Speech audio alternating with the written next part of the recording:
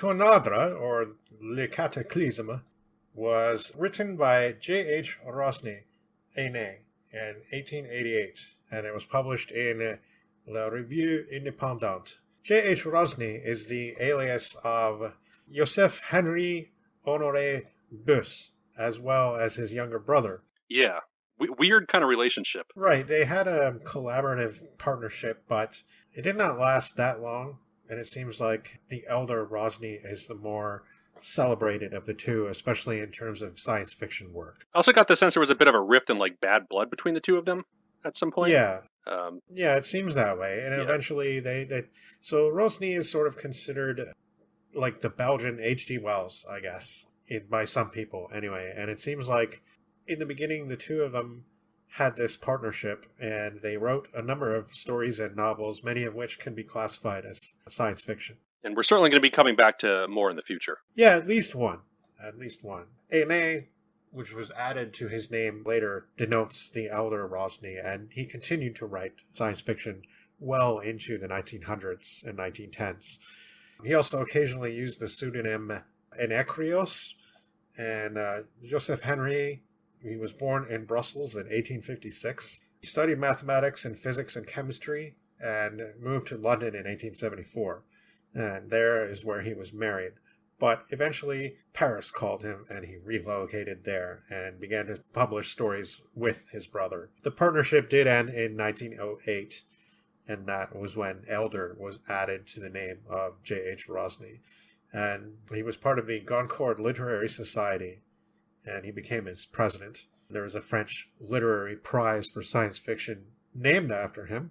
And what's kind of interesting is Rosny wrote an essay called La Légende Sceptique, which was published in 1888. And it seems like most of his stories and novels are, like most of the actual fiction, is just extrapolation from the things that he wrote about as possibilities in this essay. Right. So it sounds like it would kind of be an interesting thing to read, even though it's not fiction. We might be getting into territory sort of similar to Flammarion here, in fact. Yep. And I mean, I can guarantee Flammarion was known to. Yeah. Yeah, I don't know. He keeps calling to us, so. We're going to resist the call as long as possible. Resist the call of Flammarion. Yeah.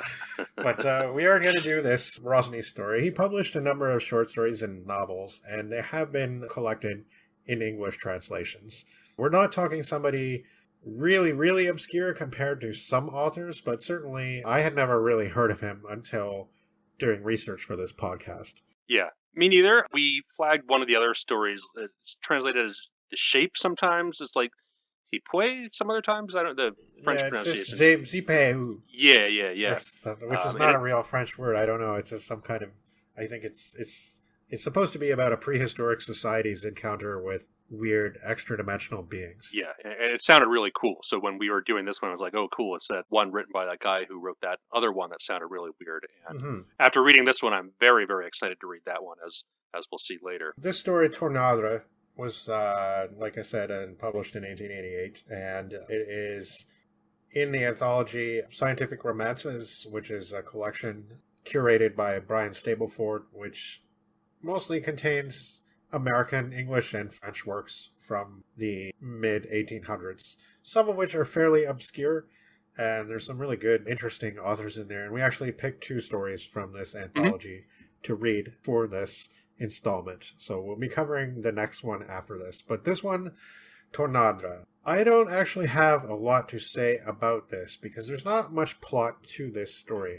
No, not at all. And the plot to me is almost like totally secondary. Right.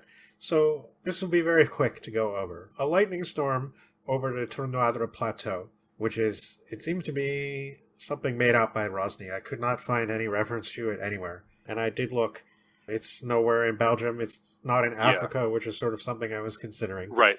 So I don't really know where this is supposed to be, but it doesn't matter. Yeah, I was picturing Belgian countryside for the setting here, but I mean, that could be off. I don't know. But that was what was in my mind. Yeah, I don't know. It could be. I mean, I just thought of the people with their big estates, like the rich people in their big estates and the slaves, and I just thought, maybe it's Congo somewhere. Like, I don't know. But there's not a lot. I mean, there is a lot of detail gone into geography, but it doesn't really place it anywhere to me. No. However, there are certain animals mentioned which seem to indicate a more European setting, like wolves, for instance. Right. So, but those animals are fleeing from the plateau, from largest to smallest. And everyone is affected by this growing sense of unease.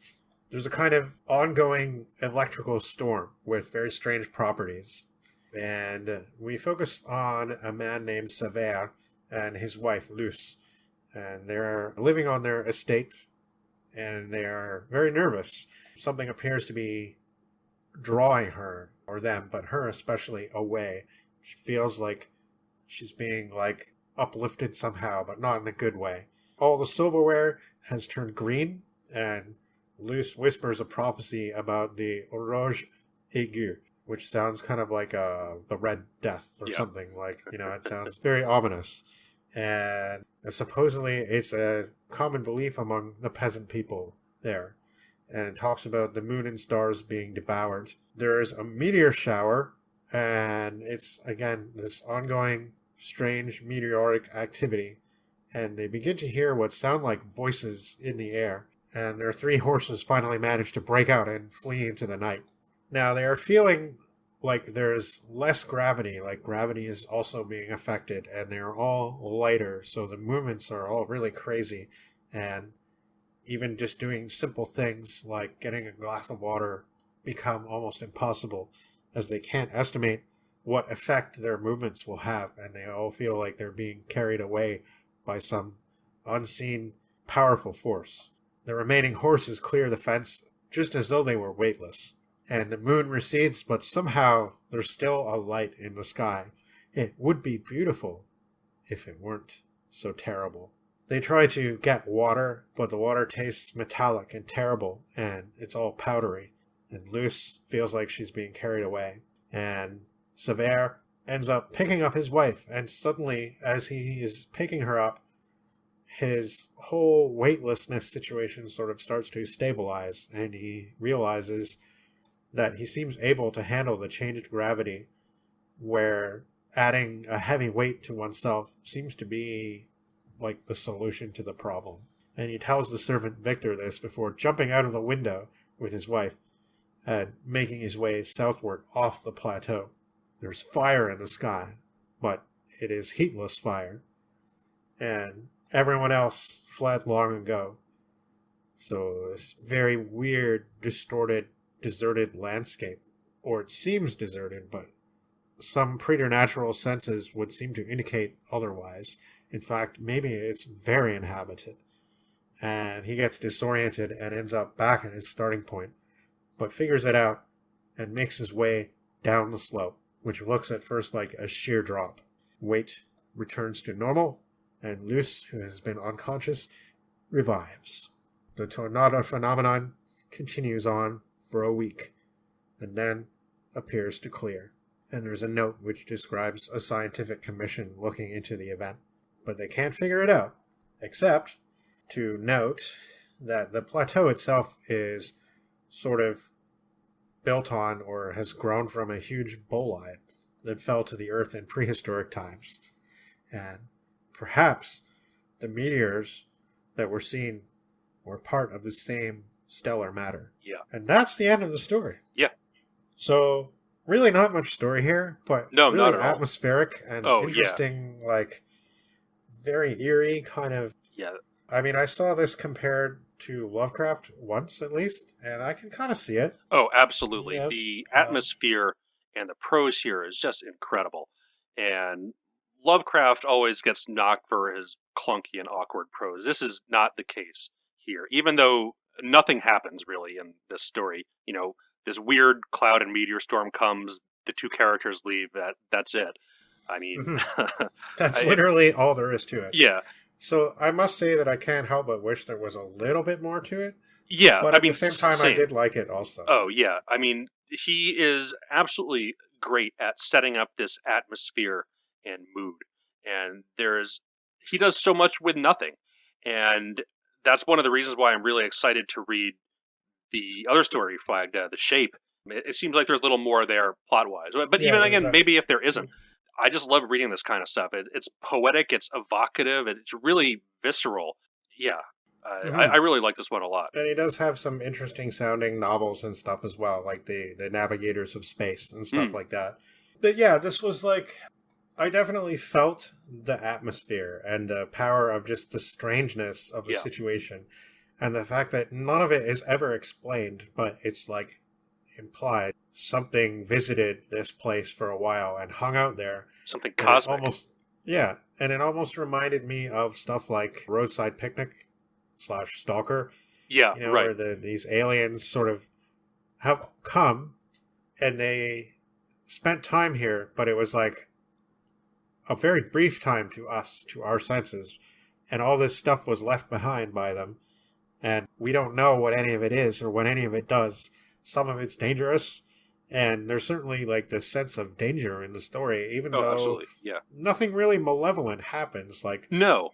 it No. almost is just like what they're experiencing is a facet of nature, but not the nature that we know. Right. I mean, it's this primal sense of urgency. All the animals are fleeing at the beginning, and that's the brief opening chapter is this chaotic scene of everything leaving. Yeah, And except the humans because right. they're stubborn and stupid. Right. Right? And, Yeah. yeah, and they have capital investments to take care of, damn it. Yeah, And right. so, they're the last ones to leave. But Yeah. Luce, who's like sort of described as this like peasant stock sort of person, like she seems to feel it more acutely than Sever does. Right. She recites that bit of it's not exactly poetry. Well, I guess it is, but the prophecy. Yeah, the prophecy. Right. Yeah, I didn't write down what the prophecy actually says, but it's just the talk of how this is somehow anticipated. And Right. when this happens, the sun and the moon will be devoured. And When the silver goes green, the Rouge Ague, I guess, will come and devour the moon and the stars. yeah. Now I don't know why it's spelled Rouge and not like Rouge would be Rouge. Yeah. I think the translator even comments on the fact that it's spelled I odd. noticed that. Yeah. So, I mean, he does do some weird things here. Like, he seems to make up some words and places. Like, I was kind of thrown off a little bit by that because I'm like, where is this supposed to take place? Right. But at the end of the day, it doesn't really matter. No, it doesn't. The point is what the characters are experiencing, like the weird feeling of strange alien infiltration into an everyday world. Yep. Which is something we see a lot in the 20th century. Oh, absolutely. Yep. Weird fiction and science fiction, right on till at least the 60s and 70s, I would say. And even still now. I mean, there's maybe less of that nowadays, just because I think we feel like we perhaps presumptuously, we feel like we have a greater understanding of the world and things around us. Yeah, I don't know. I mean, even in certain recent-ish science fiction movies, I mean, I guess Contact now isn't that recent, but I mean, it deals with aliens impressing. I was thinking of the movie Annihilation. I don't know if you saw. I know, that. No, I didn't see that one. No. Oh, yeah, it's you should watch that. It's really interesting. Yeah. And it does have some of that for sure. It's kind of mixed a little bit with like a military. I wouldn't quite say a military sci-fi. Like it's just a little different than that. Like there's not really a lot of action or gunplay or anything, and it's just an interesting take on that whole concept of something really, really strange impinging on the Earth and on what should be everyday nature surroundings, but suddenly it's been turned alien and strange. And yeah, that's true. It's not that. You're right. The whole sense of wondrous, strange is not gone from us, and also that sense of danger in the things that we don't know and understand. Like exactly, even if it doesn't mean to hurt us, it probably will. Yeah, because we don't understand it. Right. So, and we don't know what steps to take. And like when he finds out, Severa finds out that he can, by doubling his weight almost, he's able to deal with the low gravity much better. And that seems to be the key to success. Mm-hmm. So I guess people who are together and stick together and help each other would do better, which is kind of a nice message as well. So yeah, I don't know. Yeah, this was good. I mean, it did feel a little bit insubstantial, but like at the same time, the poetic sort of strangeness of it was really powerful, and I am into that too. So yeah, I love reading this, even though I do wish there was more. Yeah, I think we've been spoiled too by that is true. Stuff from now that's sort of inspired by this kind of thing, where it's like even Lovecraft, by the end of his fiction, was starting to go a lot more into the like sociology of his aliens and what they were really like and what they did. It wasn't so much, oh, the horror and the strangeness and the scariness. It was like going into the society, as strange as it is. I wanted to know more about whatever it was visiting, but the story is just a sketch, too. Exactly. And it's... And certainly, if he had wrote one of the stories we'll be covering later in the episode, it might be one of the best science fiction novels of all time. But we'll get to that when we cover that story. Oh, trying to think what you have in mind now. Huh. Okay. This was good. I definitely would like to read more Rosny, but there's just not... absolutely. Yeah. All I can say to you guys is read it. And I should have said this again in the beginning of the episode. I mean, I know I'm harping on about this a lot, but like we do summarize the stuff here, and although we want you to listen to our podcast, we want you to read the fiction too. And sometimes the essence of the fiction is really just a mood or a setting. Yep, absolutely. And this is all this is. And to summarize something like Tornadres doesn't really do justice to what it really is. Yep. Because there's a lot of, there's just the atmosphere. And if you were the kind of person who appreciates the atmospheric side of things and people like Lovecraft and Clark Ashton Smith, sort of the weirder science fiction of the early 20th century, I think you will like this.